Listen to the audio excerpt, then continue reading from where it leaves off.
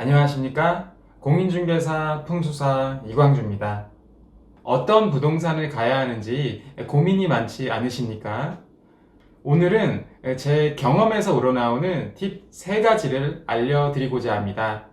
가지 말아야 할 부동산 첫 번째, 사진 안 거는 부동산입니다. 제가 공인중개사 풍수사로서 현장에서 실제 일을 하고 있다 보니 일종의 경험칙을 발견하게 됩니다. 부동산 매물 광고 사이트를 볼 때 종종 사진을 걸고 계신 부동산들을 볼 수 있는데요. 저 역시도 그렇지만 사진을 걸고 계신 공인중개사님들은 자신의 직업에 대한 열정과 자부심이 대단하십니다. 부동산은 서비스직이라는 마인드는 기본이고요. 그런데 사실 우리나라에서는 부동산은 서비스라는 인식 자체가 부족한 것 같습니다. 물건을 찾기 위해 부동산에 들어가셨을 때 왜 왔냐는 듯한 그 대면대면한 모습을 한 번쯤 경험해 본 적 있으실 텐데요.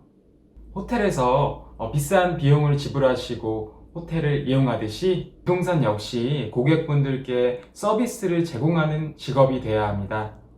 그래서 제 경험상 추천드립니다.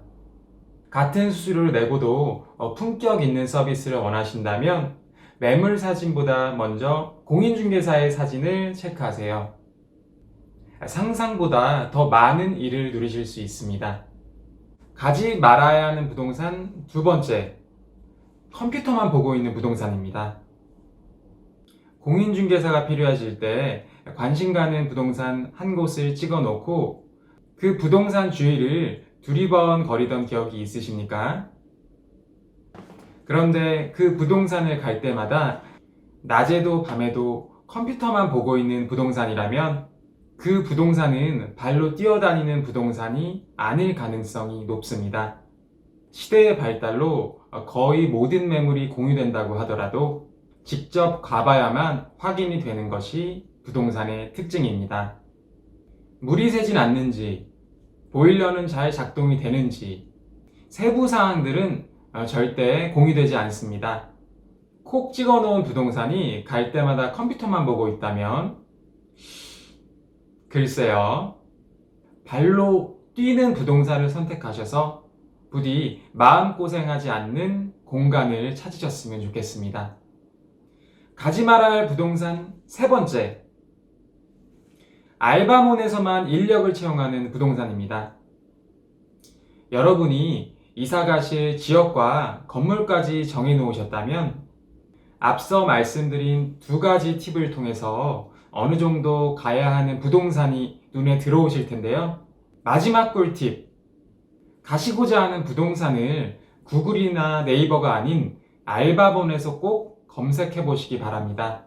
특정 부동산들은 유독 알바몬에서만 인력을 채용하는 것을 확인할 수 있는데요.